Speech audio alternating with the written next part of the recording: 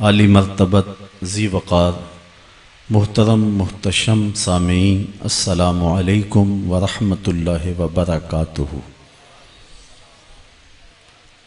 آج کی گفتگو کا عنوان ہے زوال بندہ مومن کا بے زری سے نہیں۔ امت مسلمہ کئی صدیوں سے زوال و انحطاط کی زندگی بسر کر رہی ہے۔ عرب عجم میں امت مسلمہ کو ذبح کیا جا رہا ہے۔ کابل، قندھار، قلعہ جنگی، دشت لیلہ، تورا بورا، تکریت، موصل، بغداد، القدس، کشمیر، غزہ، آذربائیجان، صومالیہ، جہاں جہاں بھی کشت و خون ہو رہا ہے وہ امت مسلمہ کا ہو رہا ہے۔ صابرا اور شتیلا کے کیمپوں میں قیدی ہمارے ہیں۔ گوانٹا ناموبے کے جیل خانوں کی سلاخوں کے پیچھے تڑپتے ہوئے زندگی بسر کرنے والے مجبور لوگ اس امت کے ہیں۔ ابو غریب جیل کے اندر سسک سسک کے زندگی کی سانسیں پوری کرنے والے امت مسلمہ کے بیٹے ہیں۔ عافیہ صدیقی اس قوم کی بیٹی ہے۔ ام احمد میری قوم کی بیٹی ہے۔ اس امت کو جس اذیت ناک لمحوں سے گزرنا پڑ رہا ہے وہ کسی سے مخفی نہیں۔ اب برما میں جو حالات ہیں وہ بھی آپ دیکھ رہے ہیں۔ امت مسلمہ جتنی عددی کثرت اس وقت رکھتی ہے، اس سے قبل یہ تعداد بھی اس کی نہیں ہوئی۔ دنیا کی 6.25 ارب آبادی میں سے 1 ارب 40 کروڑ اہل دین، اہل ایمان، اہل اسلام، حضور کی غلامی کا دم بھرنے والے مسلمان ہیں۔ 56-57 باقاعدہ اسلامی حکومتیں ہیں۔ خیر سے ہم ایٹمی طاقت بھی ہیں، ہمارے پاس وسائل کی کمی بھی نہیں، تیل کے بڑے ذخائر ہمارے پاس ہیں، زرعی ملک ہیں، لیکن اس کے باوجود دنیا کے اوپر جو ذلت، جو پستی، جو زبوں حالی کا ہمیں منہ دیکھنا پڑ رہا ہے، تاریخ عالم میں اس کی کوئی دوسری مثال نہیں ہے۔ امت مسلمہ کو دیوار کے ساتھ لگایا جا چکا ہے۔ ہمارے اوپر جو 56-57 اسلامی ملکوں کے حکمران ہیں وہ مغرب کے ایجنٹ ہیں۔ امت مسلمہ کا خون رس رہا ہے۔ اتنے مسائل ہیں کہ اگر ان مسائل کو چھیڑ کے بیٹھ جائیں تو اس کو گنتے گنتے یہ وقت گزر جائے۔ امت مسلمہ اس قار مذلت میں کیوں گری ہے؟ آج کے تجزیہ نگار یہ کہتے ہیں کہ ہم مادی طور پہ دنیا سے بہت پیچھے رہ گئے، اس لیے آج ہم دنیا کے اوپر رسوا ہو رہے ہیں۔ ہم وہ ایجادات نہیں کر رہے ہیں جو دوسری قومیں کر رہی ہیں۔ ہمارے پاس معاشی وسائل وہ نہیں ہیں جو دوسری قوموں کے پاس ہے۔ علامہ اقبال نے امت کے اس دکھڑے کو بڑی دیر قبل بیان کیا، اور اقبال ایسا شخص ہے جس کو حکیم الامت کہتے ہیں۔ امت کے درد کو بھی جانتا ہے، مرض کو بھی جانتا ہے، علاج کو بھی جانتا ہے۔ امت اس قار مذلت میں کیوں گری اور اس رسوائی کا شکار کیوں ہوئی؟ اقبال کہتا ہے کہ زوال بندہ مومن کا بے زری سے نہیں۔ اس کو اگر یہ سمجھا جائے کہ دولت کی قلت سے ہم رسوا ہو رہے ہیں تو یہ کوئی بات نہیں ہے۔ اگرچہ اس دور میں معیشت ایک اہم چیز ہے، جو لوگ معاشی طور پہ پسماندہ ہوتے ہیں اس معاشرے میں ان کو خاطر خواہ توجہ نہیں دی جاتی، لیکن امت مسلم کے زوال کا سبب مادیت نہیں ہے، اس لیے کہ اس کی بنیادیں مادیت سے مضبوط نہیں کی گئی ہیں، اس کی بنیادوں میں روحانیت رکھی گئی ہے۔ اس کے زوال کا سبب دین سے دوری ہے۔ امت مسلمہ کی رسوائی اور پستی کا سبب اس مرکز سے اپنے رشتے کو کمزور کر لینا ہے جس نے ان کو عزت دی، سرفرازی دی، تعظیم دی اور توقیر فراہم کی۔ باقی رہی بات غربت و امارت کی، اسلام کی تاریخ میں ہم نے یہ سارے دور دیکھے ہیں، لیکن امت مسلمہ کے لیے یہ چیزیں جو ہیں وہ ثانوی حیثیت رکھتی ہیں۔ اس زمانے کی کہانی بھی ہمیں یاد ہے جب ہمارے پاس پہننے کے لیے کپڑے بھی نہیں تھے، پیوند لگے لباس پہنتے تھے۔ وہ وقت بھی ہمیں یاد ہے جب ہمارے پاس 2 گھوڑے تھے، 6 زرہیں تھیں، 8 تلواریں تھیں، 70 اونٹ تھے، اور ہمارے مقابلے کے اندر جو دشمن آیا تھا ان کے پاس 100 زرہ پوش نوجوان تھا، 950 کی تعداد کے اندر ان کا لشکر تھا، ان کے پاس گانے والی رنڈیاں بھی تھیں اور داد عیش دینے والے ان کے پاس نغمے اور مضراب بھی تھے، کھانے پینے کے سامان بھی وافر تھے۔ ادھر فاقہ مست لوگ جس کھجور کو چوس کے روزہ رکھتے تھے اسی کھجور کو چوس کے روزہ افطار کرتے تھے۔ کیا بلال امیر تھا؟ کیا سلمان فارسی امیر تھا؟ کیا ابو ذر غفاری کسی امیر شخص کا نام ہے؟ کیا بدن کے اوپر پیوند لگے لباس پہننے والے وہ فاقہ مست کیا امراء کی فہرست میں آتے تھے؟ ہمیں تو وہ کہانی بھی اسلام کی غربت کی یاد آتی ہے کہ جب احد کے اندر 70 شہیدوں کے لاشیں پڑے ہوئے ہیں تو حضرت صفیہ حضور کی پھپھی اپنے بھائی حمزہ کے لیے 2 چادریں لے کر کے کفن کی آتی ہے، تو حضور علیہ السلام نے فرمایا کہ جس قبر میں حمزہ کو دفن کیا جائے اسی قبر میں مصعب بن عمیر کو بھی کفن دیا جائے اور دفن کیا جائے، اور کہا میرے چچا کے لیے اس کی جو بہن میری پھپھو جو 2 چادریں لے آئی ہیں، کہا 1 چادر ہم مصعب بن عمیر کو دیں گے۔ یہ مصعب بن عمیر کون ہے؟ تاریخ پڑھو، کتنی دل آویز تاریخ ہے۔ مکے میں ایک امیر ترین خاتون ہے جس کے بیٹے کا نام مصعب ہے، اور وہ اپنے بیٹے کو اتنا خوبصورت لباس پہناتی ہے اور اتنے خوبصورت خوشبو اور عطر اس کو لگاتی ہے کہ مصعب بن عمیر جن گلیوں سے گزرتے تھے دیر تک وہ گلیاں مہکتی رہتی تھیں۔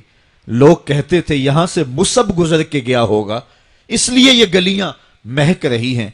اچھا، پھر مصعب پہ نظر پڑتی ہے میرے محمد عربی کی، تو مصعب بن عمیر حضور کی زلفوں کا اسیر ہو جاتا ہے۔ ماں کافرہ ہے، جب پتہ چلتا ہے تو اس کا لباس بھی چھین لیتی ہے، سہولتیں اور آسودگیاں بھی واپس لے لیتی ہے۔ پھر وہ وقت بھی آیا کہ مصعب بن عمیر حبشہ کی جانب ہجرت کر جاتے ہیں۔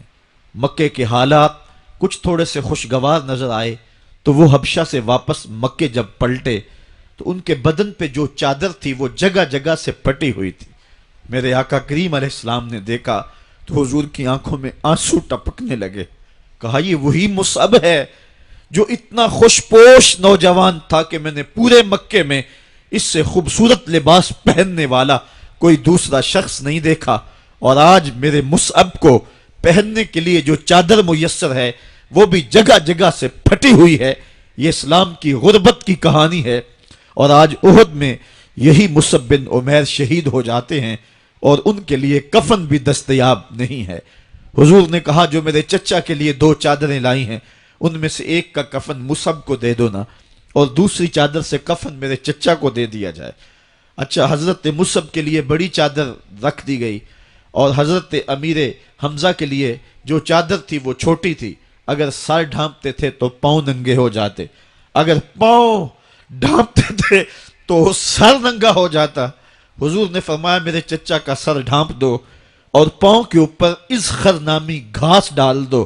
میں یہ اسلام کی غربت کی کہانی تمہیں سنا رہا ہوں، جب میرے رسول کے چچا کے لیے پورے کفن کا ٹکڑا بھی دستیاب نہیں تھا، اسلام اس وقت بھی عزت پا گیا تھا، اسلام اس وقت بھی ذلیل نہیں تھا، اسلام اس وقت بھی سربلند تھا، اور اسلام اس وقت بھی عزتوں کی مسند پہ تھا۔ یہ اسلام کا وہ دور ہے کہ جب حضور مسجد نبوی سے باہر نکلتے ہیں تو آگے حضرت عمر و ابو بکر رضی اللہ تعالی عنہما کھڑے ہیں، چہرے کے اوپر عجیب اداسی ہے۔ کہا عمر، ابو بکر اس وقت کیوں کھڑے ہو؟ عرض کی حضور بھوک نے گھر میں ٹکنے نہیں دیا، ہم نے چاہا حضور کا چہرہ دیکھ لیں تو کچھ پیاس بجھ جائے، کچھ بھوک مٹ جائے۔ حضور نے فرمایا میرا حال بھی یہی ہے، جس چیز نے تجھے گھروں سے نکالا ہے وہی چیز مجھے گھر سے نکال لائی ہے۔ چلتے ہوئے حضرت ابو ایوب انصاری کے گھر کے قریب سے گزرے،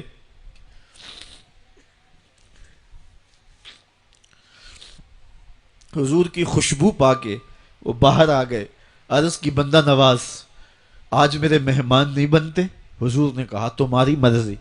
گھر لے گئے، چٹائی بچھائی، حضور کو بٹھایا، گھر والوں کو بکری کا بچہ ذبح کر کے دیا، کہا جلدی جلدی کھانا تیار کرو، میرے آقا کو بھوک لگی ہوگی۔ یہ کہہ کے واپس آئے، حضور کے پاس بیٹھے، نظر چہرے پہ پڑی تو گھبرا گئے۔ نکاحت کے آثار اتنے واضح تھے کہ سمجھ آ رہی تھی کتنے دنوں سے حضور نے کچھ نہیں کھایا۔ اٹھ کے باغ میں چلے گئے، کھجوروں کا خوشہ توڑا، حضور کے سامنے رکھا، کہا بندہ نواز جب تک کھانا تیار نہیں ہوتا یہ کھجوریں تناول فرمائیں۔ تھوڑی دیر کے بعد کھانا دسترخوان پہ لگ گیا، حضور سے عرض کی گئی حضور آئیں کھانا تناول کر لیں۔ حضور نے دسترخوان پر تشریف فرما ہو کر کے حضور نے کپڑا اٹھایا تو حضور نے جب دیکھا کہ کھانا ہے تو حضور نے ایک روٹی لی اور چند بوٹیاں اٹھائیں اور ایک خادم کو بلا کر کے کہا جاؤ ہمارے گھر دے آؤ، میری بیٹی فاطمہ کتنے دنوں سے بھوکی۔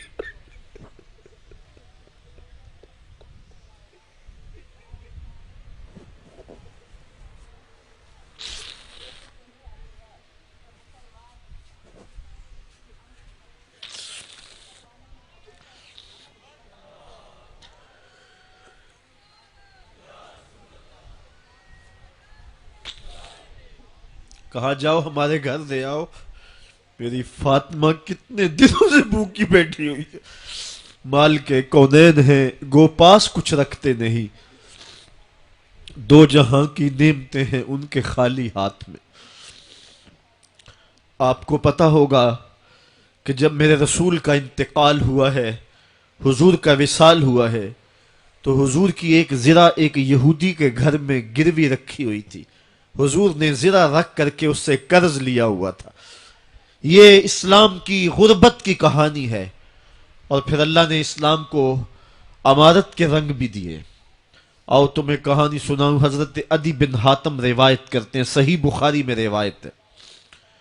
یہ حاتم تائی کے بیٹے ہیں، کہتے ہیں میں حضور کی خدمت میں حاضر ہوا، ایک شخص آیا کہنے لگا حضور غربت نے میرا برا حال کر دیا ہے، اور اس نے شکایت کی غربت کی، پسماندگی کی اور اپنی معاشی بدحالی کی۔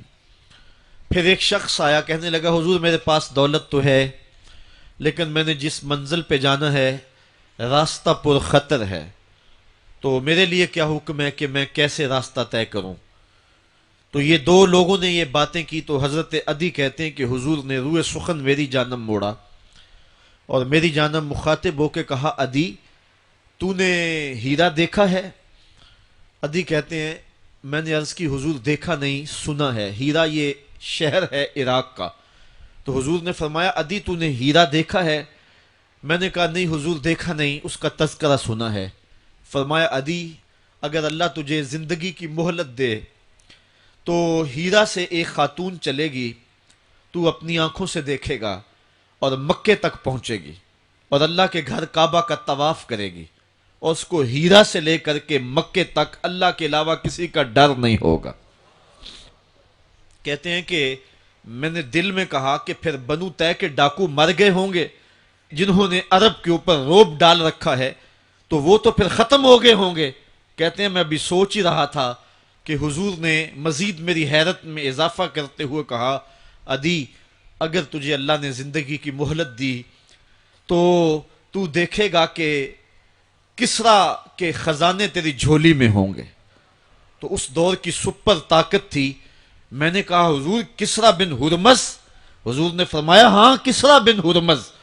کہتے ہیں کہ حضور نے پھر فرمایا عدی اگر تو زندگی پائی تو تو وہ دن بھی دیکھے گا کہ ایک شخص زکوٰۃ کی رقم لے کر کے، زکوٰۃ کی چاندی لے کر کے، زکوٰۃ کا سونا لے کر کے نکلے گا اور اس کو کوئی زکوٰۃ کا مستحق ہی نہیں ملے گا۔ حضرت عدی بن حاتم کہتے ہیں کہ پھر میں نے وہ منظر اپنی آنکھوں سے دیکھا کہ ہیرا سے ایک خاتون چلی اور مکے تک پہنچی، اور امن ایسا تھا کہ اس کو اللہ کے علاوہ کسی کا ڈر نہیں تھا۔ پھر وہ لمحے بھی میں نے دیکھے کہ کسریٰ بن ہرمز کے خزانے مسجد نبوی کے باہر پڑے ہوئے ہیں۔ تو کہتے ہیں تیسری چیز میں دیکھ نہ سکا، اور میں نے لوگوں کو کہا کہ یہ میں تو نہیں دیکھ سکا، میری شاید زندگی وفا نہ کرے، اور اگر تمہاری زندگی وفا کرے تو تم دیکھنا، میرے آقا نے جو فرمایا تو 2 باتیں تو پوری ہو گئی ہیں، اور تیسری بات تم دیکھ لو گے۔ حضرت یحییٰ بن سعید فرماتے ہیں کہ حضرت عمر بن عبدالعزیز کا زمانہ تھا، اور انہوں نے مجھے افریقہ کی جانب زکوٰۃ وصول کرنے کے لیے بھیجا۔ میں وہاں سے زکوٰۃ وصول کی، اور پھر میں زکوٰۃ لینے والے مستحقین کو ڈھونڈنے لگا، تو کہتے ہیں مجھے کوئی مستحق نہ ملا۔ پھر میں غلام پکڑتا اور اس کے پیسے دے کے اس کو آزاد کرواتا چلا جاتا۔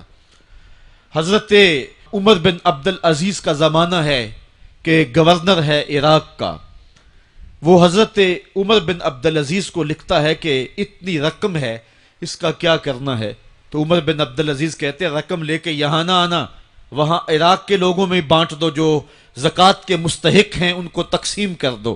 تو گورنر لکھتا ہے جو مستحق ہیں ان کو دے دی، اب کوئی مستحق نہیں رہا تو میں کیا کروں؟ تو حضرت عمر بن عبدالعزیز کہتے ہیں جو مقروض ہیں ان کا قرض اتار دو۔ تو کہتے ہیں کہ ہاں قرض بھی میں نے اتار دیا ہے، رقم پھر بھی بچ رہی ہے، کیا کروں؟ تو حضرت عمر بن عبدالعزیز نے پھر لکھا جو شخص شادی کرنا چاہتے ہیں ان کا حق مہر ادا کر دو۔ میں نے کہا کہ وہ بھی کر دیا ہے، رقم پھر بھی بچ گئی ہے، اب کیا کروں؟ تو حضرت عمر بن عبدالعزیز نے مجھے لکھا کہ جو غیر مسلم ہیں، جنہوں نے ٹیکس دیا ہوا ہے، جتنا ٹیکس دیا ہے اس سے دگنے پیسے ان کو قرضے میں دے دو، اور ان کو کہو جاؤ اس کا کاروبار کرو، کھیتی باڑی کرو، اور ساتھ انہیں یہ بھی کہہ دینا قرض کی فکر نہ کرنا اور زیادہ اس میں پریشان نہ ہونا، جب دے سکو گے دے دینا۔ یہ دور بھی پھر اسلام نے دیکھا، اور یہ گھڑیاں بھی دیکھی جب چیتھڑے پہنے ہوئے تھے، جب پیوند لگے لباس پہنے تھے، جب پیٹ میں ڈالنے کے لقمہ بھی نہیں تھا، اللہ کا دین اس وقت بھی غالب تھا، اور جب گلیوں کے اندر ریشم بکھرا ہوا ہوتا تھا کوئی اٹھانے والا نہیں تھا، دین اس وقت بھی غالب تھا۔ دین کا غالب ہونا یا نہ ہونا اس کا تعلق جو ہے وہ مال و دولت سے نہیں ہے۔ اقبال کہتا ہے کہ زوال بندہ مومن کا بے زری سے نہیں، مومن کا زوال بے زری سے نہیں ہے بلکہ اس کا سبب کوئی اور ہے۔ وہ سبب ڈھونڈنا ہے کہ ہم دنیا میں رسوا ہو کے کیوں رہ گئے، ہم زمانے کے سامنے تماشا کیوں بن کے رہ گئے، آج نبی کی امت پوری کائنات میں رسوا ہو کے کیوں رہ گئی، آج ہمارا تماشا دیکھا جا رہا ہے، آج بھوکے کتوں کو ہماری بیٹی اور بہنوں کے اوپر چھوڑا جا رہا ہے اور اس کا تماشا دیکھا جا رہا ہے۔ کیا ہم نے یہ دن بھی دیکھنے تھے؟ ہم نے سراغ لگانا ہے۔ دولت کی قلت اور کثرت یہ ثانوی چیزیں ہیں، ہم نے تاریخ میں دیکھا ہے، ہم کبھی مالی طور پہ کمزور تھے، رسوا نہیں ہوئے ہیں، مال زیادہ ہو گیا رسوا نہیں ہوئے ہیں، رسوائی کے سبب کوئی اور ہیں۔ آئیے تمہیں کہانی دل آویز سناؤں، اسلام کے عروج اور بانک پن کی مختصر کہانی آپ دیکھ لیں کہ حضور جب جلوہ فراز ہوتے ہیں مکے میں تو اللہ کا گھر 365 بتوں سے بھرا ہوا ہے، وہ دنیا کے اندر خدا کا پہلا گھر، اور 365 بتوں کا قبضہ ہے اس گھر کے اوپر۔ پھر حضور آئے اور دعوت دین دی، اور آقا کریم علیہ السلام نے ان بتوں کے لوث سے کعبہ کو پاک کیا۔ کہانی اتنی دل آویز ہے کہ حضور نبوت کے اعلان کے 13 سال گزارنے کے بعد جب مکے سے ہجرت کر کے مدینہ روانہ ہوئے تو مسلمانوں کی تعداد 100 سے متجاوز نہیں تھی۔ جن لوگوں نے ہجرت کی ہے تاریخ پڑھیں، سن 2 ہجری کو بدر کے مقام پہ حق اور باطل کا پہلا ٹکراؤ ہوتا ہے، مسلمانوں کی تعداد 313 تھی، جو لوگ گھروں میں تھے ان کی تعداد بھی ساتھ شامل کر لیں، بچے اور خواتین بھی شامل کر لیں، 600-700 لوگ بنتے ہوں گے۔ اور 8 ہجری کو فتح مکہ ہوا اس واقعہ کے 6 سال بعد، تو فتح مکہ کے موقع پہ مسلمانوں کی تعداد جو سپاہیوں کی تھی وہ 10,000 تھی، اور پھر 8 ہجری کو یہ واقعہ ہوا ہے تو 10 ہجری کو حجۃ الوداع ہوتا ہے، 10 ہجری کو حضور کے سامنے جو لوگ بیٹھ کے خطبہ سن رہے تھے ان کی تعداد 1,44,000 تھی، اور جو گھروں میں لوگ شامل تھے ان کو بھی ملائیں تو 6 لاکھ تک پہنچتی ہے۔ حضرت صدیق اکبر رضی اللہ تعالیٰ عنہ 2 سال 2 ماہ اور کچھ دن تخت خلافت پہ رہے ہیں، اور آپ کے ادوار کی فتوحات کو اگر اس کی ایوریج نکالیں تو ایک دن میں 80 مربع میل علاقہ روزانہ فتح ہوتا ہے۔ حضرت عمر کا دور دیکھیے، حضرت عمر کے زمانے میں اسلامی حدود 23 لاکھ مربع میل تک پھیل گئی ہیں۔ محمد بن قاسم جب سندھ میں آیا ہے تو یہ بہت بعد کی کہانی نہیں ہے، یہ 92 ہجری کی کہانی ہے، ابھی صحابہ موجود تھے۔ ادھر اندلس کے دروازے پہ طارق بن زیاد دستک دے رہا ہے تو وہ تابی ہے، اور یہ بھی 92 ہجری کی کہانی ہے۔ ادھر سندھ تک مسلمان پہنچ گئے، ادھر وہاں تک پہنچ گئے۔ آپ چائنا میں جا کے دیکھیں، حضرت سعد بن ابی وقاص صحابی کی قبر وہاں ہے، وہ وہاں تک پہنچے۔ ماوراء النہر کا علاقہ بھی فتح ہو گیا، ادھر آرمینیا تک پہنچے۔ یہ تھوڑے سے عرصے کے اندر عظیمتوں کی کیسی داستان رقم کی۔ اقبال تڑپ کے کہتے ہیں، دیے زانے کبھی یورپ کے کلیساؤں میں، کبھی افریقہ کے تپتے ہوئے صحراؤں میں، دشت و دشت دریا بھی نہ چھوڑے ہم نے، بحر ظلمات میں دوڑا دیے گھوڑے ہم نے۔ آج دیکھیں جا کر کے جبل طارق کو، جہاں وہ 500 قدوسی وہاں نکلے تھے، وقت کے حکمران نے اپنے جاسوس کو بھیجا، دیکھ کیا وہ کون لوگ ہیں، کہاں سے آئے ہیں اور کتنی تعداد ہے۔ تو جا کر کے جاسوس نے کہا پتہ نہیں زمین سے نکلے ہیں یا آسمان سے اترے ہیں، اور ان کی تعداد 500 سے آگے پیچھے ہے۔ اور پھر ان 500 لوگوں نے یورپ کے دروازے میں داخل ہو کر کے حق اور باطل کے اس مارکے کے اندر وہ عظیمت کی داستانیں رقم کی کہ اقبال خراج پیش کرتے ہوئے کہتا ہے، یہ غازی یہ تیرے پراسرار بندے جنہیں تو نے بخشا ہے ذوق خدائی، دو نیم ان کی ٹھوکر سے صحرا و دریا، سمٹ کر پہاڑ ان کی ہیبت سے رائی، دو عالم سے کرتی ہے بیگانہ دل کو، عجب چیز ہے لذت آشنائی، شہادت ہے مطلوب و مقصود مومن، نہ مال غنیمت نہ کشور کشائی۔ وہ کہانی کتنی دل آویز ہے، اے سرزمین اندلس ہے یاد تجھ کو، تھا تیری ڈالیوں پہ کبھی آشیاں ہمارا، چین و عرب ہمارا، ہندوستان ہمارا، مسلم ہے ہم، وطن ہے سارا جہاں ہمارا۔ پوری دنیا پر اسلام کے پھریرے لہرا رہے ہیں اور اسلام کے جھنڈے لہرا رہے ہیں۔ حضرت عمر رضی اللہ تعالی عنہ کا زمانہ ہے، جب یروشلم فتح ہوا، حضرت ابو عبیدہ بن جراح رضی اللہ تعالی عنہ حضرت عمر کو دعوت دیتے ہیں کہ آپ مدینے سے چلیں اور یروشلم میں پہنچیں۔ حضرت عمر مدینے سے چلتے ہیں، کتنا بڑا قافلہ لے کر کے، کتنا پروٹوکول ہے، حضرت عمر اکیلے اور ساتھ ایک غلام، اور اونٹ بھی ایک، باری باری سوار ہوتے ہیں، کبھی غلام سوار ہوتا ہے کبھی عمر سوار ہوتے ہیں۔ حکمران تو وہ تھے، لوگوں کی دہلیز پہ امن دینے والے، لوگوں کی چوکھٹ پہ جو ہیں وہ نور بانٹنے والے۔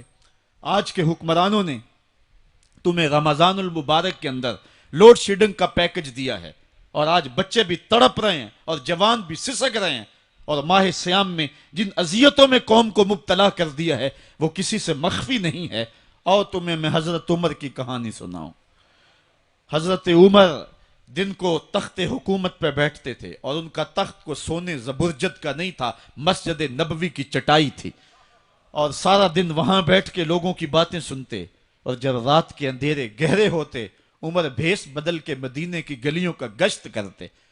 کہا تمہارے گھر سے دھواں نکل رہا ہے اور بچے رو رہے ہیں، ان کو کھانا کیوں نہیں دیتی؟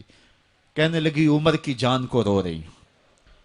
عمر کے پاؤں تلے سے زمین نکل گئے۔ کہا کیا ہوا؟ کہا 3 دن سے ہمارے ہاں کھانے کے لیے کچھ نہیں ہے، روزانہ بچے روتے ہیں، اور میں ہنڈیا کے اندر پتھر ڈال کر کے نیچے سے آگ ڈالتی رہتی ہوں کہ بچے انتظار کر کر کے سو جائیں گے، کم بخت سو بھی نہیں رہے، اور وہ پتھر پکیں گے بھی کیا، اور میں عمر کی جان کو رو رہی ہوں۔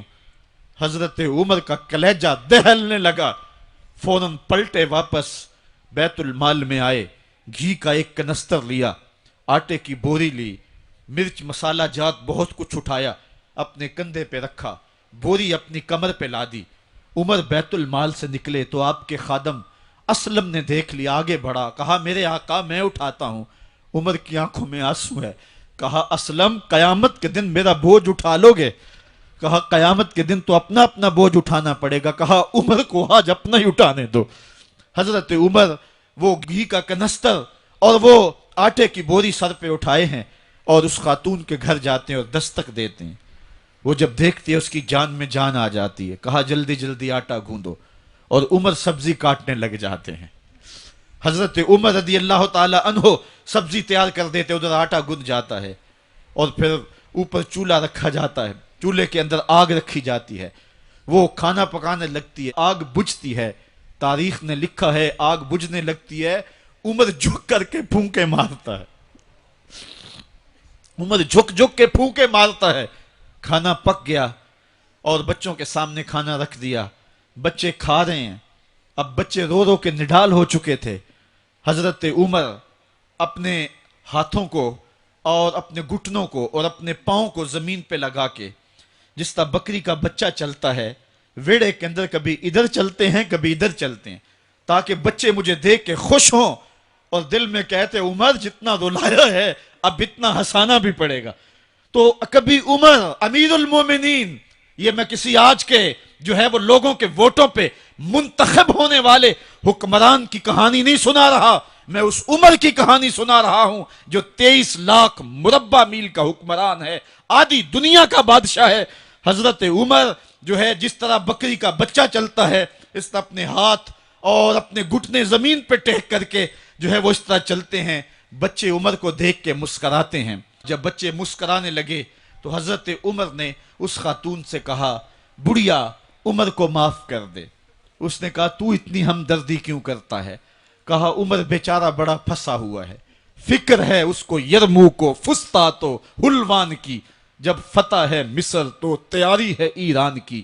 آتے جاتے وفد سے ملاقات بھی کرتا ہوگا، آتے جاتے وفد سے ملاقات بھی کرتا ہوگا اور شب کو معلوم حالات بھی کرتا ہوگا.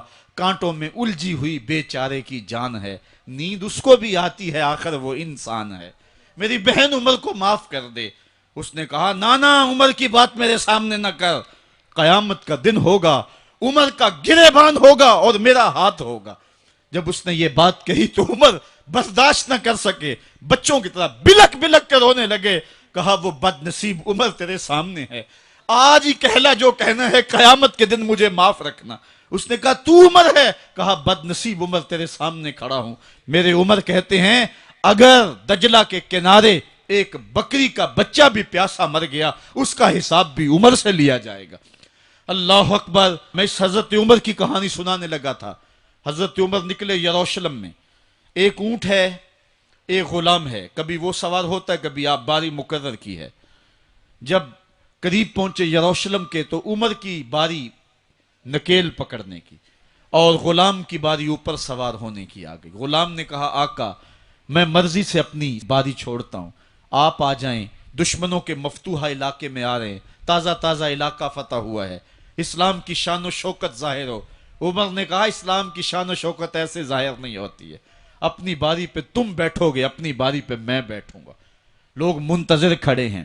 دور سے جب دیکھا کہا اس کی ہیبت سے کانپتے تھے ہم، یہ تو کوئی حبشی لگتا ہے، رنگ کالا ہے، ہونٹ موٹے ہیں، اس سے تو زیادہ حسین اس کا غلام ہے جو آگے آگے چل رہا ہے. حضرت ابو عبیدہ نے کہا دھوکہ کھا رہے ہو، ہمارا آقا وہ نہیں ہے جو اونٹنی کے اوپر سوار ہے، ہمارا آقا وہ ہے جو لگام تھامے آگے آگے چل رہا ہے. حضرت عمر رضی اللہ تعالیٰ عنہ کو آگے بڑھ کے جابیہ کے مقام پہ حضرت ابو عبیدہ بن جراح نے استقبال کیا. تو حضرت عمر آگے بڑھے اور انہوں نے آگے بڑھ کر کے حضرت ابو عبیدہ کے دونوں کندھوں پہ ہاتھ رکھا. اور سنو حضرت عمر نے کیا کہا. کہا لا الہ الا اللہ انا کنا اذل قوم فاعزنا اللہ بالاسلام. کہا کہ لا الہ الا اللہ، اے ابو عبیدہ بن جراح، ہم ایک ذلیل قوم تھے اور اللہ نے ہمیں اسلام کی وجہ سے عزت عطا کی ہے. اور میں تمہیں ایک تاریخ ساز بات کہنے لگا ہوں اور وہ یہ ہے کہ جب تک ہم اس عزت والے اسلام کے دامن کو تھامے رہیں گے ہماری عزت قائم رہے گی، اور جب اسلام کے علاوہ کسی اور جگہ سے عزت ڈھونڈیں گے تو رسوا کر کے رکھ دیے جائیں گے. یہ ہے وہ خلاصہ جو حضرت عمر نے امتوں کے عروج و زوال کا بیان کیا ہے۔ اس امت کو جو خیرات ملی ہے تخت و تاج کی، وہ پینٹاگون سے نہیں ملی، وہ واشنگٹن سے نہیں ملی، وہ وائٹ ہاؤس سے نہیں ملی، وہ محمد عربی کے جوڑوں کا صدقہ ملی ہے۔ اس لیے جب ہم نے اسلام سے انحراف کیا، پاکستان حاصل کیا گیا تھا۔ پاکستان کا مطلب کیا؟ لا الہ الا اللہ۔ ہم نے اس نعرے کو چھوڑ دیا ہوا ہے، ہم نے انحراف کر دیا ہے۔ آج ہماری نظریں مغرب کی طرف لگی ہیں کہ تخت و تاج اس سے نصیب ہوتے ہیں، اور دنیا کے اوپر ہم رسوا ہو کے رہ گئے۔ ہماری پستی، ہماری زبوحالی، ہماری ذلت کا سبب یہ ہے کہ جس جگہ سے ہمیں عزت ملی تھی، ہم نے وہ مرکز ہی چھوڑ دیا ہے۔ اس مرکز حیات کو، اس مرکز زندگی کو، اس مرکز عزت کو ہم نے چھوڑ دیا ہے، اور دنیا کے اوپر ہم رسوا ہو رہے ہیں۔ انہی حضرت عمر کی کہانی ہے۔ وادی تہامہ سے گزر رہے تھے کہ بچوں کی طرح بلک بلک کے رونے لگے۔ کہا عمر جوان آدمی ہو اور بچوں کی طرح بلک کے رو رہے ہو؟ کہا تم نہیں جانتے، مجھے بچپن کی کہانی یاد آ گئی۔ کہا کیا کہانی ہے؟ کہا یہی عرض تہامہ تھی، میرے باپ خطاب نے مجھے 5 اونٹ دیے تھے، کہا انہیں لائن میں کھڑا کرو سیدھا۔ میں آگے والا سیدھا کرتا تھا، پیچھے والا ٹیڑھا ہو جاتا، پیچھے والا سیدھا کرتا، آگے والا ٹیڑھا ہو جاتا۔ میرے باپ خطاب نے مجھے بڑا مارا۔ کہا ایک عرب کے بیٹے ہو کے تم سے 5 اونٹ لائن میں کھڑے نہیں ہوتے؟ کہا ایک زمانہ عمر پہ وہ تھا کہ اس سے 5 اونٹ لائن میں کھڑے نہیں ہوتے تھے، اور آج شرق سے لے کر غرب تک 23 لاکھ مربع میل کی حکمرانی، اور انسان بھی لائن میں کھڑے ہیں۔ یہ محمد عربی کے جوڑوں کا صدقہ نہیں ہے تو اور کیا ہے؟ عمر سے تو 5 اونٹ لائن میں کھڑے نہیں ہوتے تھے۔ تو یہ عزتیں، یہ تخت و تاج، یہ حکومتیں ہمیں حضور کی دہلیز سے ملی ہیں۔ جب ہم نے اس دہلیز کو چھوڑ دیا تو دنیا کے اوپر رسوا ہو گئے اور ذلیل کر کے رکھ دیے گئے۔ آج ہماری حالت یہ ہے کہ غیر بھی ہمیں تانے دے رہے ہیں۔ میرا ایک دوست پچھلے دنوں کے اندر ننکانہ صاحب گیا تو وہ مجھے آ کر کے جو کہانی سنانے لگا، اس کی آنکھوں میں نمی تھی اور اس کے لہجے میں بے پناہ درد تھا۔ کہنے لگا کہ مجھے شوق دامن یہ ہوا کہ میں یہاں سکھوں کا گردوارہ بھی دیکھوں۔ کہتے میں اسی شوق میں ان کا گردوارہ دیکھنے چلا گیا، تو جب گردوارے کی سیڑھیاں آئیں تو میں جوتے اتارے، اور میں سوچ رہا تھا کہ ان کو سمیٹ کے کہاں سنبھالوں، تو ایک شخص آگے بڑھا اور مجھے کہنے لگا کہ آپ تسلی سے جائیں، یہ گردوارہ ہے، مسلمانوں کی مسجد نہیں ہے۔ تو کہتا ہے کہ میرا کلیجہ پھٹنے لگا کہ ہم اس قدر اخلاقی پستی کا شکار ہو گئے ہیں، کیونکہ جواب تو میرے پاس نہیں تھا جو اس کو میں دے سکتا، کیونکہ ہماری حالت بین ہی یہی ہے۔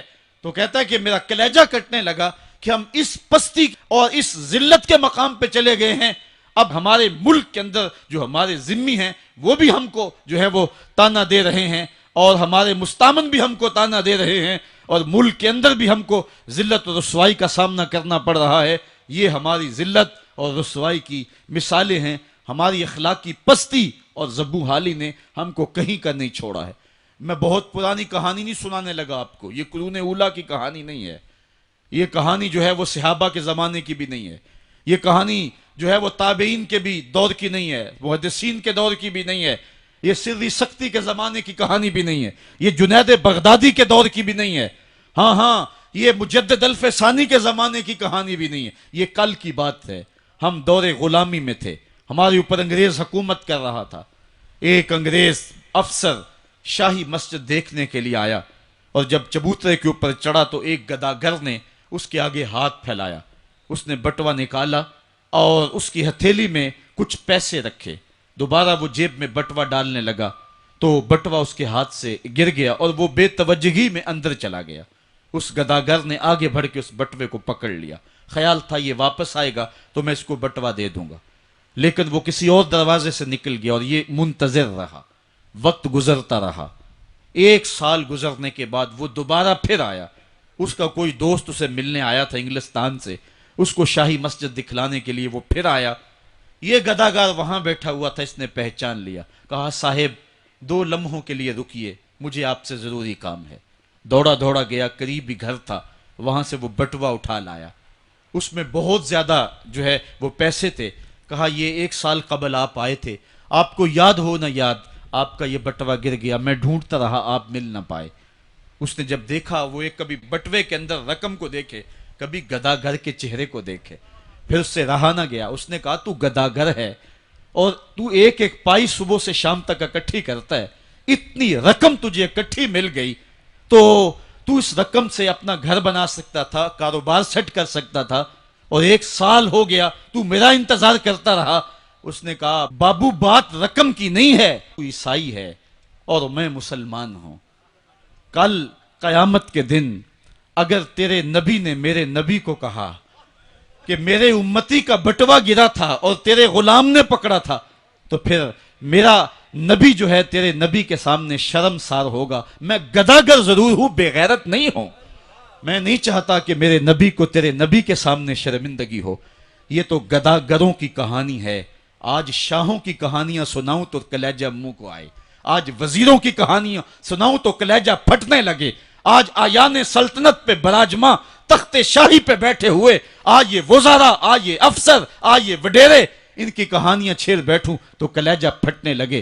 جب میں کہتا ہوں الہی میرا احوال دیکھ، حکم ہوتا ہے اپنا نامہ اعمال دیکھ۔ میں نے اصلاح امت کانفرنس کے موقع پہ آپ کو یاد ہوگا کہا تھا کہ یہ تو کرم ہے محمد کی زلفوں کا کہ ہمارے اوپر پتھر نازل نہیں ہوتے، ورنہ جو حال ہم نے کر دیا ہے اور جس اخلاقی انحطاط کا ہم شکار ہیں، ہمارے اوپر تو آسمان ٹکڑے ہو کے برستا۔ اگر ان کی رحمت نہ ہو درمیاں میں، ابھی آگ لگ جائے دونوں جہاں میں۔ اقبال کہتا ہے زوال بندہ مومن کا بے زری سے نہیں۔ یہ نہیں ہے مسئلہ، مسئلہ پستی ہے، زبونحالی ہے، تعلیمی انحطاط ہے، عملی انحطاط ہے، مرکز سے جو ہے وہ دوری ہے، دامن رسالت ماب کو چھوڑ دیا ہے۔ پھر رسوائیاں مقدر نہیں ہوں گی تو کیا ہوں گی؟ آئیے ابھی بھی موقع ہے، توبہ کا دروازہ بند نہیں ہوا، رب سے بھی معافی مانگ لیں۔ گنبد خضرا کے مکین کے حضور بھی ہاتھ جوڑ کے کہیں چھوڑ کے آپ کا دامن رحمت، آقا ہم سے بھولی کھو دی اپنی قدر و قیمت، آقا ہم سے بھول ہوئی دیکھ ہماری آنکھ مچولی، اپنے سینے اپنی گولی، بھول گئے ہم درس اخوت، آقا ہم سے بھول ہوئی، دنیا کے ٹھکرائے ہوئے ہیں تیرے در پہ آئے ہوئے ہیں، کھول دے اپنا باب رحمت، آقا ہم سے بھول ہوئی۔ آج وہ شعر مجھے پوری طرح یاد نہیں آ رہے، بچپن میں پڑھ پڑھ کے رویا کرتے تھے۔ وہ کیا کمال، کسی نے کہا ہن جے رونا تے اکھاں وچوں ہنیرا جاندہ نہیں نور جاندہ ہے۔ آج امت جس زبونحالی میں پہنچ گئی، ہن جے رونا تے اکھاں وچوں ہندیرا جاندہ نہیں نور جاندہ ہے۔ میں بدبخت نو ویکھ کے میرا سایہ بھی میتھوں دور جاندہ ہے۔ میں پاپی مجرم، میں میلا اتھرو، میں پاپی بندہ، حضور معافی حضور معافی حضور معافی حضور معافی، تساں سی ڈکیا جنہ کماں تھی حضور جی میں او کر گیا واں، گناہاں دی دل دل دے اندر گل میں تیکر اتر گیا واں، تو ہاڈے حکماں نو چھڈ کے آقا میں جیندہ کتھے ہاں مر گیا واں، حضور معافی حضور معافی حضور معافی حضور معافی۔ علامہ اقبال فرماتے ہیں آؤ اگر تم دوبارہ اسی عروج کو دیکھنا چاہتے ہو تو دامن مصطفیٰ کو تھام لو۔ سارا فلسفہ اقبال نے اپنے اس ایک شعر میں نچوڑا ہے۔ شکوہ اور جواب شکوہ اقبال کی امت کی کہانی ہے جو رب سے کہی ہے۔ شکوے میں کہتا ہے تیرے کعبے کو جبینوں سے بسایا ہم نے، نو انسانی کو غلامی سے چھڑایا ہم نے، پھر بھی ہم سے گلہ ہے کہ وفادار نہیں، ہم وفادار نہیں تو بھی تو دلدار نہیں۔ لیکن جواب شکوہ میں جب جواب آتا سارا نشہ اترتا ہے، صیغہ بدلا، لفظ وہی ہیں، میرے کعبے کو جبینوں سے بسایا کس نے، نو انسانی کو غلامی سے چھڑایا کس نے، صفائے دہر سے باطل کو مٹایا کس نے، میرے قرآن کو سینوں سے لگایا کس نے، تھے تو آباب تمہارے ہی مگر تم کیا ہو، ہاتھ پہ ہاتھ درے منتظر فردا ہو، وائز قوم کی وہ پختہ خیالی نہ رہی، برق طبعی نہ رہی، شعلہ مکالی نہ رہی، رہ گئی رسم آزاں روح بلالی نہ رہی، فلسفہ رہ گیا تلقین غزالی نہ رہی، مسجد مرثیہ خواہیں کہ نمازی نہ رہے، یعنی صاحب اوصاف وہ حجازی نہ رہے۔ تو اقبال نے اپنے جواب شکوے کو یہاں آ کر کے روکا، صدا ادھر سے آ رہی ہے، امت کو علاج دیا جا رہا ہے۔ اقبال کے سارے فلسفے کا نچوڑ یہ ہے کہ محمد سے وفا تو نے تو ہم تیرے ہیں، یہ جہاں چیز ہے کیا لوح و قلم تیرے ہیں، پھر لوح بھی تیرے ہاتھ میں دے دیں گے، قلم بھی تیرے ہاتھ میں پکڑا دیں گے، تختی بھی تیرے پاس ہوگی، قلم بھی تیرے پاس ہوں گے، پھر تیری تقدیر کے فیصلے واشنگٹن میں نہیں ہوں گے، پھر خدا بندے سے خود پوچھے گا بتا تیری رضا کیا ہے۔ تو ہم نے ان راہوں کا مسافر بننا ہے۔ آئیو زندگی کا جمال اور زندگی کا حسن حاصل کرنے کے لیے حضور کی دہلیز پہ آ جائیں۔ بہت دور جا چکے ہیں، آقا کی رحمت اب بھی آوازیں دے رہی ہیں، میرے بھولے بھالے امتیوں واپس آ جاؤ، میں تمہیں سینے سے لگا کے تمہارے پچھلے سارے گناہ بخشوا دوں گا۔ اور رب کہہ رہے وَلَوْ أَنَّهُمْ إِذْ ظَلَمُوا أَنفُسَهُمْ جَاءُوكَ، ظلم کر بیٹھے ہو کوئی بات نہیں، میرے محبوب کی دہلیز پہ آ جاؤ، میرے نبی کے ہاتھ اٹھ کے میں تمہارے سارے گناہ ہی معاف فرما دوں گا۔ اللہ کو توبہ قبول کرنے والا اور رحیم پاؤ گے۔